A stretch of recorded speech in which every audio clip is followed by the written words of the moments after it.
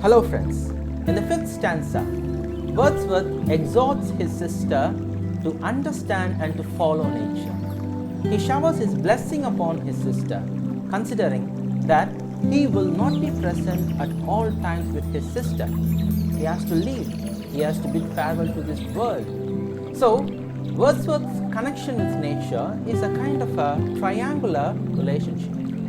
Wordsworth connects with nature, and through nature, he tries to connect with his sister. He does not consider himself as a kind of a person who worships nature alone. No, he exhorts his sister to worship nature along with him. He exhorts his sister that will be a moment when he will not be present.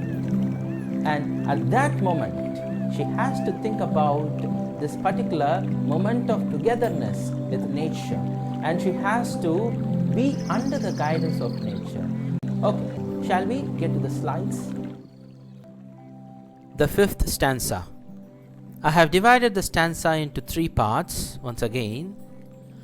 First, let me read the first part alone that we see in this slide. Nor perchance, if I were not thus taught, should I the more suffer my genial spirits to decay. For thou art with me here upon the banks of this fair river, thou my dearest friend, my dear, dear friend, and in thy voice I catch the language of my former heart, and read my former pleasures in the shooting lights of thy wild eyes. Oh, yet a little while may I behold in thee what I was once, my dear, dear sister. And this prayer I make, knowing that nature never did betray the heart that loved her. 'Tis her privilege, through all the years of this our life, to lead from joy to joy, for she can so inform the mind that is within us, so impress with quietness and beauty, and so feed with lofty thoughts. And it goes on. I'll continue in my next slide. Now, the thematic analysis, Wordsworth is talking with his sister. He clearly mentions that it is the second gift that has been helping him all the while. With the first gift alone, with feelings alone, all these powerful feelings would dry away at one point of time.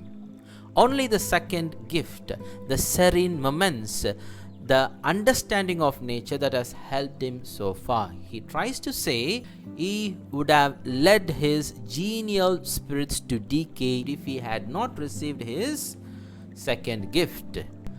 He is trying to tell his sister that she looks like how he used to be 5 years ago.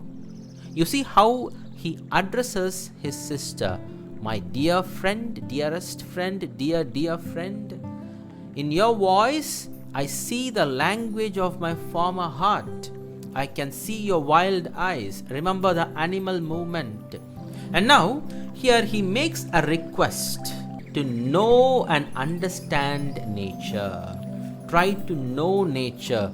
Nature will never ever betray you. Nature is personified as a person, as a spirit. In our previous stanza we saw, as a spirit, as an impelling force, like God himself. It is present within every single person. If you understand nature, you will be led from happiness to happiness, and from within you will be able to understand the quietness and beauty of nature, and these two elements will give you lofty thoughts. Lofty thoughts here, once again, you will get the second gift.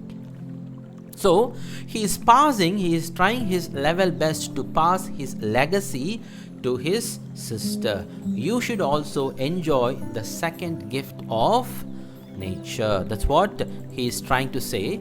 So once again, I think we have to understand what are the two gifts. Spontaneous overflow of powerful feelings. That is gift number 1. Emotion recollected in tranquility. That is gift number 2.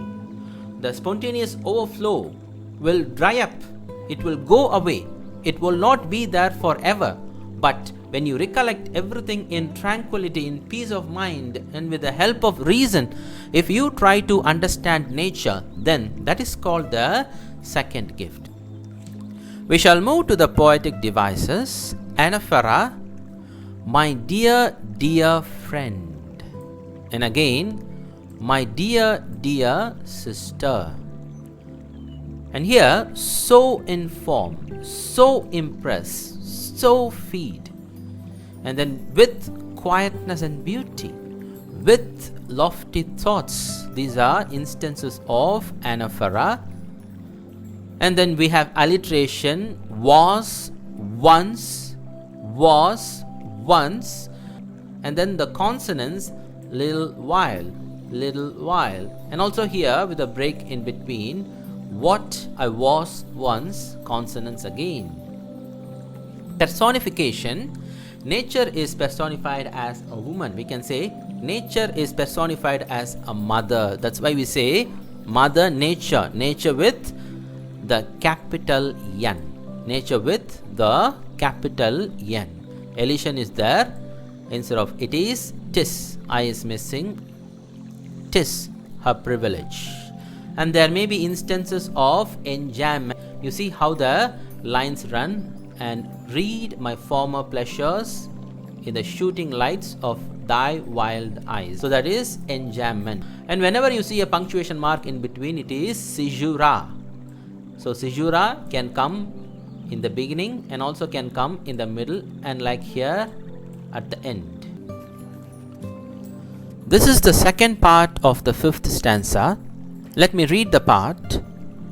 That neither evil tongues, nor rash judgments, nor the sneers of selfish men, nor greetings where no kindness is, nor all the dreary intercourse of daily life shall ever prevail against us, or disturb our cheerful faith, that all which we behold in full of blessings. Therefore, let the moon shine on thee in thy solitary walk, and let the misty mountain winds be free to blow against thee. And in after years, when these wild ecstasies shall be matured into a sober pleasure, when thy mind shall be a mansion for all lovely forms, thy memory be as a dwelling place for all sweet sounds and harmonies. Thematic analysis. Wordsworth fears that there are certain elements that will distract them, that will disturb them. Evil tongues, rash judgments, and sneer of selfish people. When people greet, there is no kindness. When people try to talk every single day, there is no goodness. So this is because of the selfish society. The civilization has spoiled the society. Let all these things not disturb us. So there is a word us here. We are together here in this venture. When we are here alongside nature, let us not be disturbed by all these things. Now Wordsworth starts blessing his sister. He says, let the moon shine on you. Let the misty mountain winds be free to blow against you. In this way, he tries to say that you only possess the first gift. You only possess the powerful emotions and sentiments. With all your five senses, enjoy nature. Now, what will happen to the wild ecstasies? All the wild ecstasies will be matured in the future. They will be matured into a sober pleasure. You will get your second gift.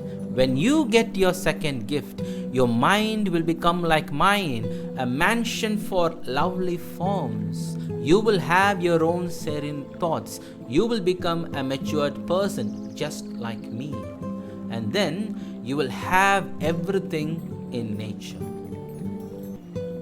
So this is exactly where he tries to tell that Dorothy Wordsworth will also enjoy the second gift.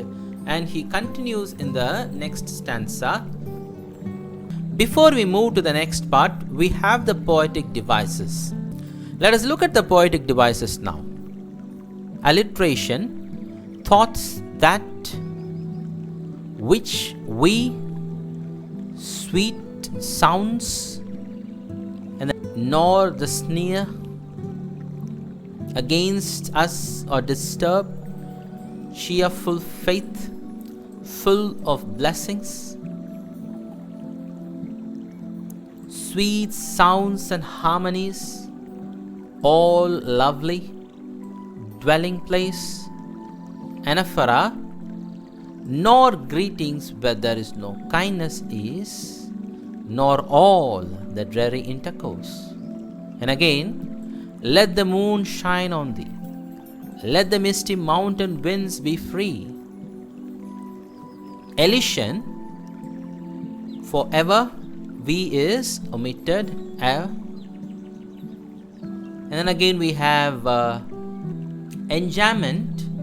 Therefore, let the moon shine on thee in thy solitary walk.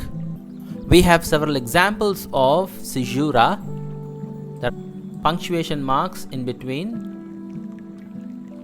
So these are the poetic devices in this part. The final part of the final stanza.